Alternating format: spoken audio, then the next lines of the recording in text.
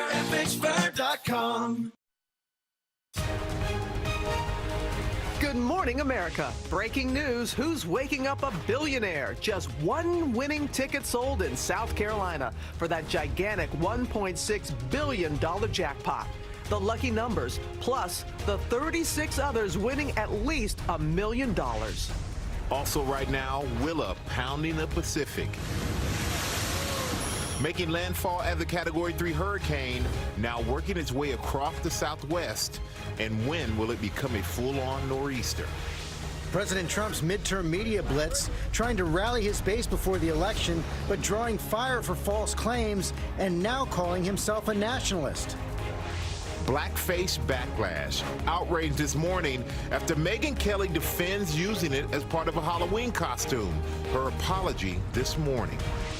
Escalator horror. At least 20 injured when this escalator suddenly accelerates.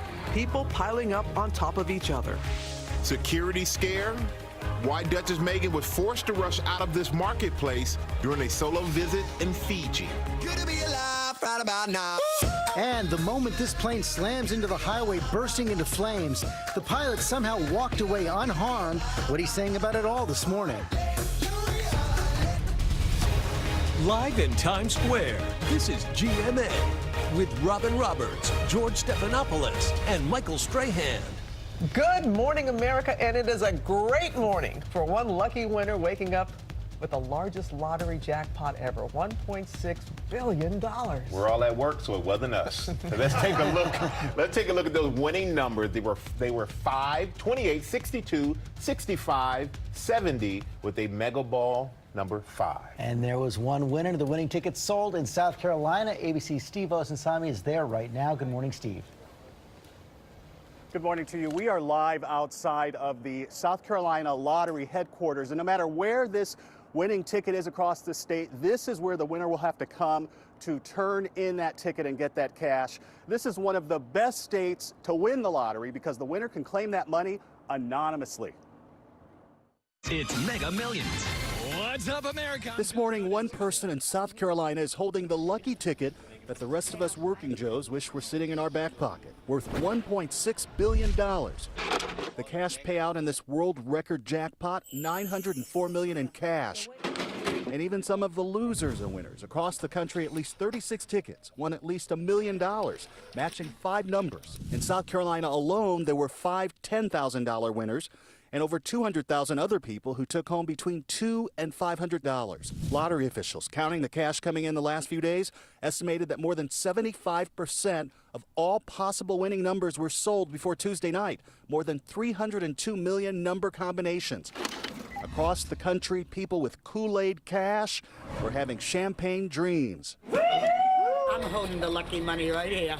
The lines in some places were hours long. I would buy houses for all of my children, pay off my mortgages, and help people. I'm here to buy 5,535 Mega Millions tickets. Great. We'll get that go. We hope we give you the winning ticket.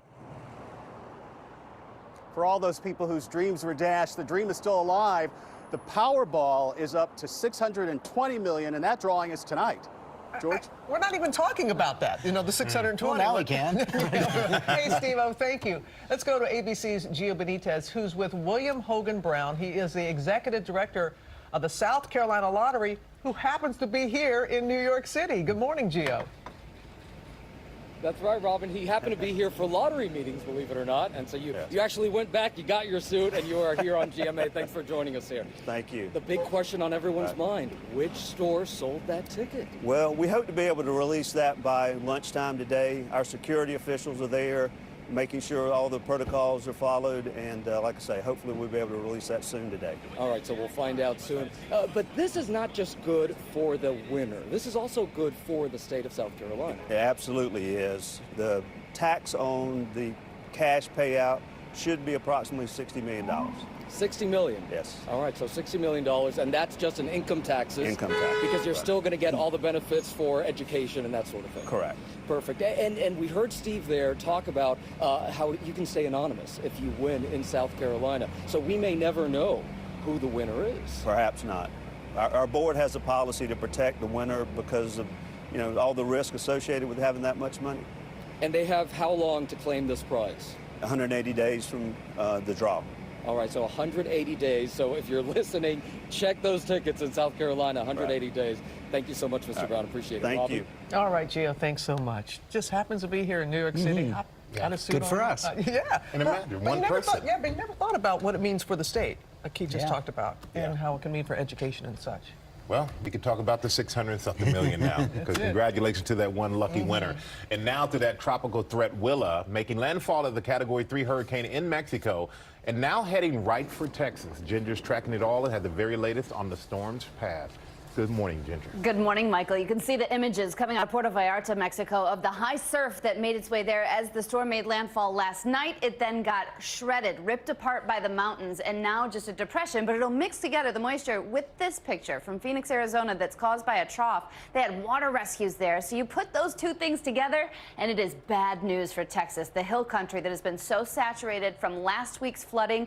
Austin still under a boil water notice, and a lot of the surrounding areas going to get more rain, especially today through early tomorrow. Then it starts to move off to the east, and Louisiana, Mississippi, even the panhandle of Florida could pick up to 3 inches of rain. And this is the exact storm that's then going to come together with some other components, Michael, and give us the potential for a nor'easter by this weekend. Windy, wet, really ugly. I'll have details on that in a bit. Seems like somebody there just can't catch a break. All right, thank you, Ginger. George? Thank you, Michael. To politics now, just 13 days before the midterm elections, and a record number of Americans have already voted, nearly 8 million so far. President Trump hoping to energize GOP voters with a nonstop media blitz marked by a series of false, misleading, and unfounded claims. Our senior White House correspondent Cecilia Vega tracking it all. Good morning, Cecilia. Hey, George, good morning to you. You know, the closer we get to midterms, the more false claims there seem to be. But on a major one, that there are so-called Middle Easterners traveling in that caravan through Mexico, President Trump now concedes he doesn't have any evidence to back that up. Hoping to rally his conservative base ahead of the crucial midterms, President Trump is now embracing a label most presidents would shun. You know what I am? I'm a nationalist, okay? I'm a nationalist. National. Nothing. Use that word. Use that word. A word often tied to racist movements. In the Oval Office, the president was asked if he's trying to appeal to white nationalists. I've never even heard that. I cannot imagine that. You mean I say I'm a nationalist? No, I never heard that theory about being a nationalist. I've heard them all. But I'm somebody that loves our country. The president is also raising eyebrows by spreading an increasing number of false claims. After this promise of a pre-midterm tax cut, we're going to be putting in a 10% tax cut for middle-income families. It's going to be put in next week. Now, he says, he'll introduce a resolution before voting starts, but any tax cut has to be approved by Congress, and they're not even in Washington next week. The president also sounding the alarm with this claim. I don't think we like sanctuary cities up here. By the way, a lot of people in California don't want them either. They're rioting now. But no such riots ever happened. You said Californians were rioting over the sanctuary city issue. Where? You shouldn't have. Take a look. They want to get out of sanctuary cities. Many places in California want to get out of sanctuary cities. Right? Yeah, it is rioting in some cases. On that caravan of migrants traveling north through Mexico, he's threatening to send the military to the border. We can't have people coming into our country illegally. It's not fair. What legally could the military do at the border? They can do a lot. They're the military. Right, fellas? They're the military. They can do a lot. But actually, the military is limited in what they could do. Domestically, they're barred from performing most law enforcement functions, like arresting people. To do anything more, the president would have to get Congress to approve, a long bureaucratic process, the chances of it concluding by the time the migrants reach the border, slim to none.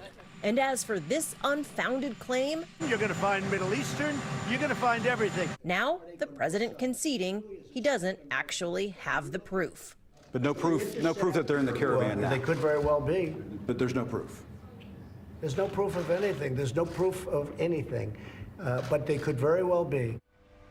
Now, on top of that, Mexican authorities are saying there's zero evidence of any so-called Middle Easterners being in this caravan traveling through their country. Another false suggestion from the president that perhaps Democrats have paid for this caravan. Well, here's a new twist. The vice president right here in the Oval Office yesterday said that the president of Honduras tells him that Venezuelan leftist groups are backing the caravan now, George. So a real head scratcher. Yeah, they're scrambling with all those explanations, Cecilia. Meantime, as the Turkish president has called out Saudi Arabia for the killing of that Washington Post columnist, the president is ramping up his rhetoric there. Yeah, he had been criticized for not responding more forcefully, but yesterday here in the Oval, the president's tone shifted again. He is now calling this, quote, one of the worst cover-ups ever. Secretary of State Mike Pompeo says that the administration will be revoking the visas of some of the Saudis implicated in this death of Jamal Khashoggi. He's calling this, George, the first step. Cecilia Vega, thanks very much, Robin. And George, speaking of that, Saudi Arabia's crown prince met with Khashoggi's son as the prince faces accusations that he's behind the murder. Ian Pannell is there in Turkey with more. Good morning, Ian. Yeah, good morning, Robin. That's right. His son, Salah, summoned to the palace to meet the Crown Prince and the King, apparently so they could offer condolences, even though his father's body is still missing. I think the faces in these controversial photos say it all. I mean, don't forget, Jamal Khashoggi was a critic of the Crown Prince, and that's why the team came to get him in the first place. And his son is under a travel ban imposed by the palace because of those criticisms. Meanwhile, the Crown Prince appearing at the beleaguered finance conference dubbed Davos in the Desert. Many Western CEOs and many major companies boycotting the summit, as well as Treasury Secretary Steve Mnuchin, because of the Saudi role in the writer's death. Interesting this, because this is the Crown Prince's first major speech since that murder. Robin? All right, Ian, thank you. Michael? All right, thank you, Robin. Now we're going to go to that deadly virus outbreak, killing at least 6 children and sickening a dozen at a medical center in New Jersey. Health officials are rushing to try and stop the spread. ABC's Whit Johnson is outside the center in Haskell, New Jersey. Good morning, Whit. Michael, good morning to you. Truly a horrific outbreak striking the most vulnerable children here at this New Jersey facility behind me. State health officials are now working around the clock trying to prevent this from spreading, also trying to get to the bottom of how this outbreak became so deadly. They say it's a severe case of adenovirus, specifically the number 7 strain, which is more severe, that killed 6 children and sickened 12 more. The Wanacue Center for Nursing and Rehabilitation has been instructed not to admit any new patients while the health department investigates now.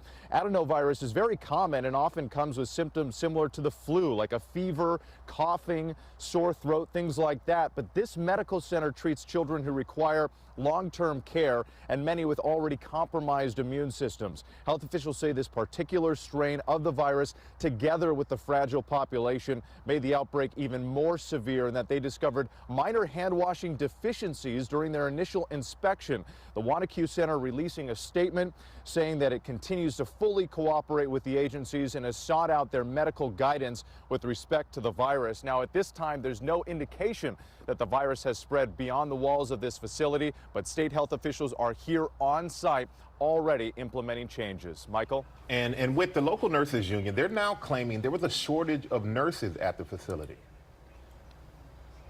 Michael, that's right. That nurses union releasing a statement saying they have complained in the past, saying that there was a shortage of nurses at this facility here behind me. They say that can lead to poor infection control practices. Ultimately, they say, putting patient safety at risk. Michael? All right, thank you, Whit. George? Hey, Mike, we're going to move on now to that dramatic scene in Southern California where a vintage plane crashed into a busy highway. ABC's Kana Whitworth is in Los Angeles. And Kana, that pilot, one lucky man. I know, George, good morning. California Highway Patrol calling it really the best case scenario if you have to land a plane on a highway. The pilot essentially walked away after he says the engine failed mid-flight. A dramatic plane crash on one of California's busiest freeways in the middle of the day. Frightening video from inside a driver's car as they capture the unbelievable moment when this plane barrels toward the highway. Unaware drivers passing underneath. The plane hitting the ground, bouncing twice. The wing kicking up dust from the hill before crashing into the center divider, ultimately erupting in flames. Drivers can't believe what they're seeing. It's terrible. We're moving about 1 or 2 car lengths every 5 minutes. It took us about 1 hour to go 1 mile. So it's pretty bad. 90 gallons of fuel spilling out, closing the road for hours, creating a traffic nightmare. Cars backed up for miles. The vintage World War II airplane destroyed, but miraculously, nobody was hurt. The pilot, who says he was on a test flight, walking out of the wreckage unharmed, despite the chaos, remaining calm. I picked a spot on the freeway where I knew that there was a big section of cars that weren't there, but the engine completely failed. And I was able to, fortunately, not hurt anybody other than the airplane.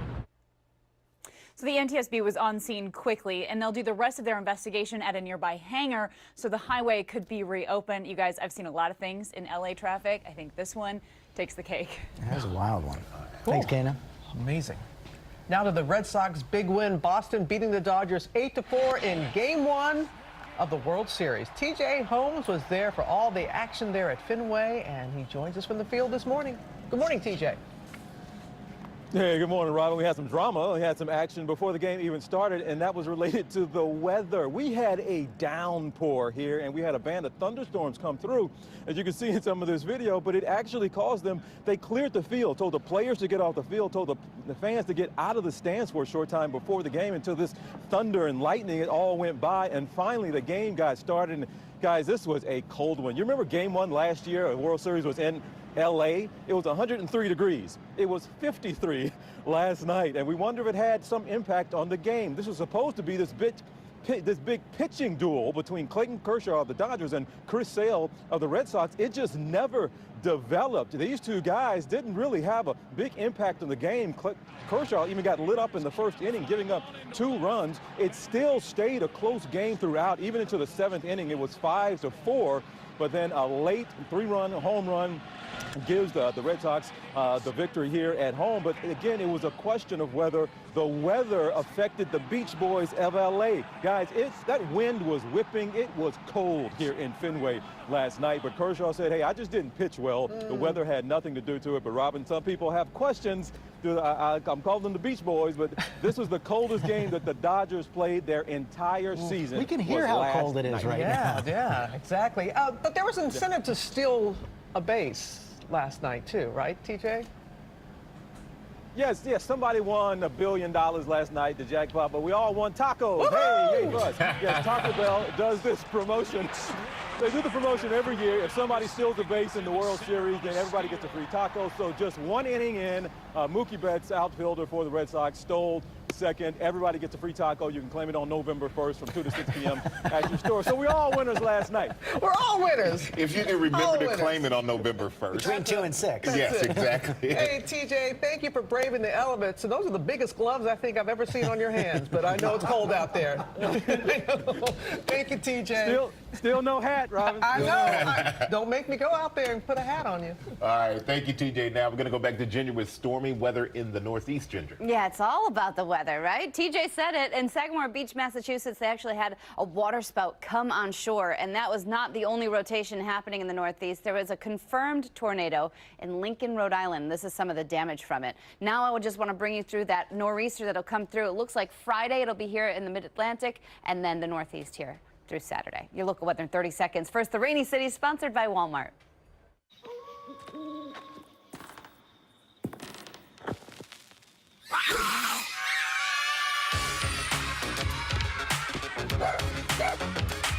Now when freaks get dressed, go out at night. They like to wear leather jackets, chains, and spiked cars. Freaks come out at night. Freaks come out at night.